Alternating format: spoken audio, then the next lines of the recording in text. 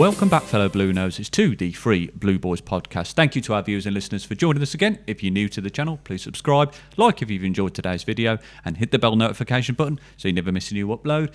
Please also consider following us on our social media platforms, links to which are on the screen for you now and down in the description below. And just for full discussion for our viewers and listeners, this is a preview for the West Bromwich Albion fixture, but prior to this weekend's fixture, as we're recording this on the Monday, before the Leicester City game this Saturday. So we won't know starting 11s or injuries or new signings or comings and going for both teams or the results at the coming weekend. But otherwise, gentlemen, how are we doing? Yeah, it's very good. You just doing that intro then sometimes, because we've done a few of these videos before where we record it before a game and then it's the game after. And it feels a bit time travel-y. Like sometimes we're talking about something. It feels like we're jumping back and forth between times. So, absolutely. But yeah, obviously it'll be a preview for the West Bromwich Albion game. Obviously, by the time you guys watch this, you'll know obviously what's happened when we played Leicester. We do not currently, but it's a bit of a general chat, obviously, about a little bit about their style of play. Obviously, under their new manager, hasn't been there very long. Their general form, which obviously hasn't been very good at all. You've got arguments with players, with fans, so it's a bit of turmoil, isn't it? But nonetheless, it's a derby. It is. At Blues, for me, anything can happen. It's 90 minutes of football. Yeah, I mean, for those of you that watch us regularly, you'll know that we have an attachment to Albion that's stronger than any other team in the division apart from our own. And that's simply because we live in the Black Country, we live in Halesowen, we have a lot of friends and close family that are West Brom fans, so we talk to them all the time. So this is a game that's close to our heart in a lot of different ways, not just an ordinary kind of local derby. This is a kind of a semi-personal one, really. We're going to be at the game. The boy's sister, my daughter Meg's going to be at the game, but also her partner and his dad are going to be in the Albion end. So it's very much a family affair with that. And of course, last but not least, our own producer is a Baggies fan as well. So this all feels very close to home, doesn't it? Yeah, it does. But it makes it for the all enjoyable and the build-up as well, and it gets the banter going as well, particularly depending on the result as well and how both teams play and how it's received. Yeah. I know in the build-up to the reverse fixture earlier in the season at the Hawthorns, that was very much the case as well.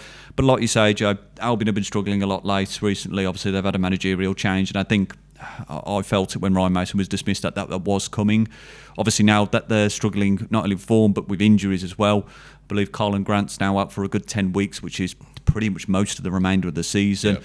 And while they haven't had much of an attacking threat going forward, even though they've had a similar sort of players and similar sort of style they've been playing, as it were, for most of the season.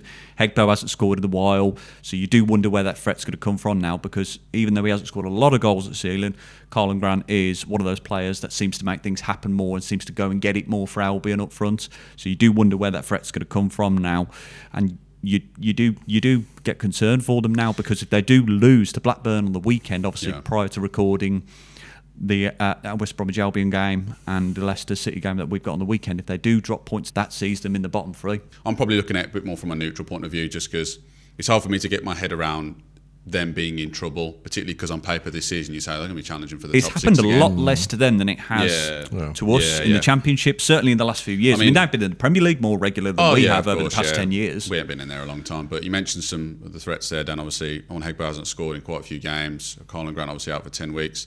But they got the top assister in the league with Mikey Johnston with 9, but it's been 9 for a good while now, and that makes perfect sense because he's not been feeding anybody in the box. No. He's not been much of a threat, and it's the general consensus at the minute. Obviously, like as you said, Dad, it's close to home with Albion. They're the team that we know about the most, other than Blues, and the feeling of it is pretty rough at the minute. But nonetheless, it will be a tough game because there is not an easy game in this league. However, I do expect that we've got to put them away and we'll take 3 points. Yeah, there's a lot of unknowns, aren't there? We don't know what Albion are going to do in terms of making signings. We're recording this on, after the transfer deadline is shut now, but only just so, in the last few minutes. So we don't know what kind of strengthening they're going to do, what difference that's going to make to their setup. They have been playing quite defensively under Eric Ramsey since he's come in, 5 at the back, 4 in midfield and 1 up front.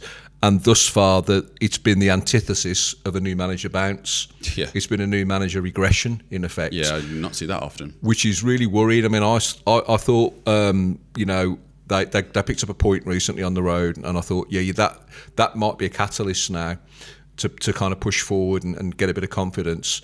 but it just went all flat again at Portsmouth on Saturday. And you know, you look at some of the players in the squad, and they're good quality in terms of the experience at this level. You know, talk about Alex Mowat and Nat Phillips and people like that. You know, George Campbell's playing as well. I think he's a really good player actually. Yeah. I think he is. And it's a bit confusing, but you know, again, some of the feedback we've had from different Albion fans, not least from Al, the producer, is like there are worrying parallels with the season that we went down. There are, you know, owners that.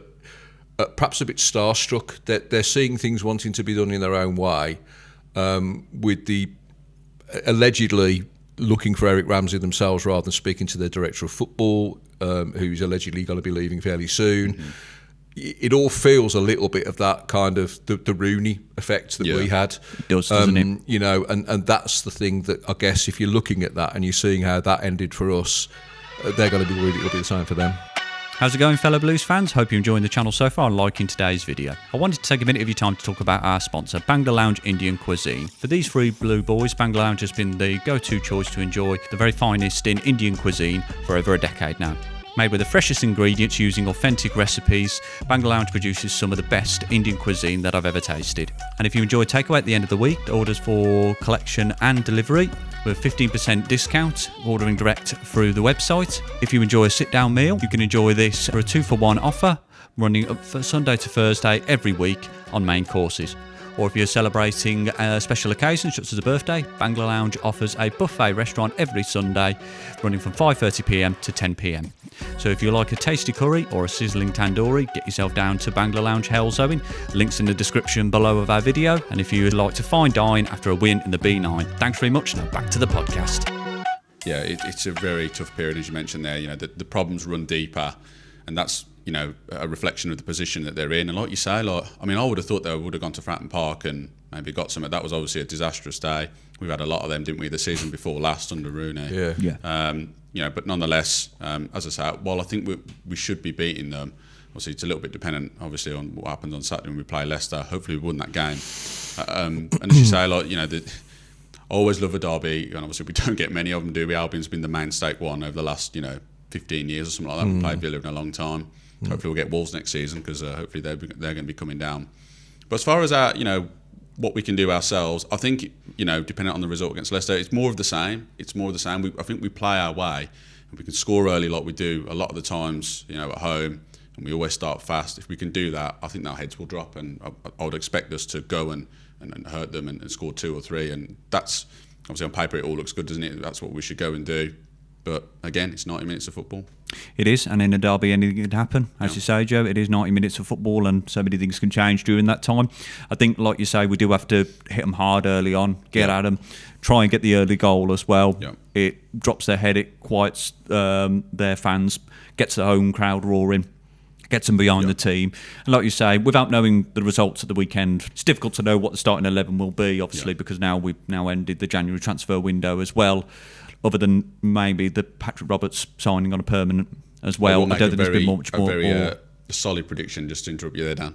And I think we'll probably all agree there will be 2 people definitely starting against Albion. Mark my words, Iwata and Paik will start. Doesn't matter where they are. They'll both be in fucking goal, to be honest. So. They might play for Albion, actually. I mean, they might do. Shit. They might do, yeah. As long as they're playing either way. One will be a line, though, probably. Yeah. So... yeah, they'll be in there nonetheless, won't they? And but yeah, as you say, Dan, we can't predict the starting 11 there, but we can predict the scores. Absolutely, Dad. I think it'll be tighter than perhaps we think it is. Actually, okay. I just think Albion are set up to defend, but we've got to take advantage early doors. I think it's probably going to be just a 1-0. I think I can just see it being that, despite the fact that they're down and we're up. I think. Local derbies are always difficult to predict. Really. For me, anyway, I think you've got to expect a bit of the unexpected. They'll bring a big crowd with them. I would say, just as a general point, that any home game is it's the onus is on us to hit teams quickly and hard early on, because we didn't do that against Stoke. And we lost the kind of pace of the game. They kind of dictated, really, until we managed to score the goal.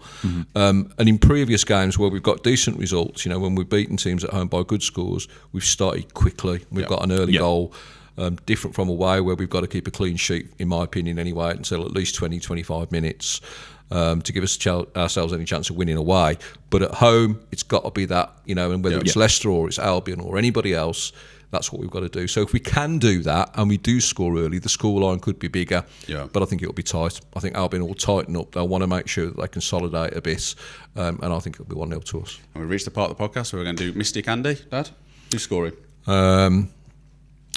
I think it might be August Prischke.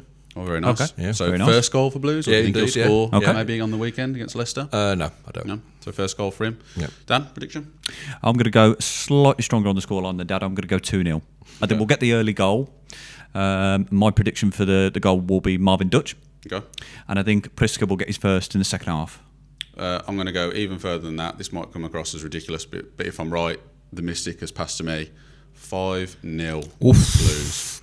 Ooh, now, I'm saying that because... You're upsetting people now. I definitely could be, and it might come back to haunt me, but I'm just basing it on what's happening at the minute. I'm just thinking very logically. Sometimes you can do an illogical prediction and it's fine, but just the way that they're going and the way that we've been unbeaten and we're starting to carry momentum, the feeling at Blues, and it's a tough place to go, I think I'm going to go with that. Ambitious scoreline. Yeah. I do understand your logic, but even then I'd probably go a bit more conservative. But Mystic Joe, maybe it's on. I'm going to sit on it. It's going to come back to haunt me, or I'll be like, fucking told you so. We'll see. Only time will tell. You'll get pelters through this and off camera as well. I'll accept it. I'll accept it. I'll take it. The risk to take, particularly being on a public platform as we are. But gentlemen, otherwise, thank you very much for your contributions as always. Yep. Thank you very much for joining us, Dan. Indeed. Viewers and listeners, again, thank you for joining us. If you've enjoyed today's video, please give it a like, subscribe if you're new to the channel, and hit the bell notification button so you never miss an upload. Please also let us know your score predictions for tomorrow's fixture against West Bromwich Albion and what score predictions might be. And of course, you'll have knowledge now following this past weekend game against Leicester City, what you think the starting 11 will be, barring any injuries or suspensions. Please make sure you join us for the post-match reaction to the West Bromwich Albion game, which will be uploaded shortly after full time. But until next time, fellow Blues fans, stay true to the Royal Blue and keep right on. Keep right on.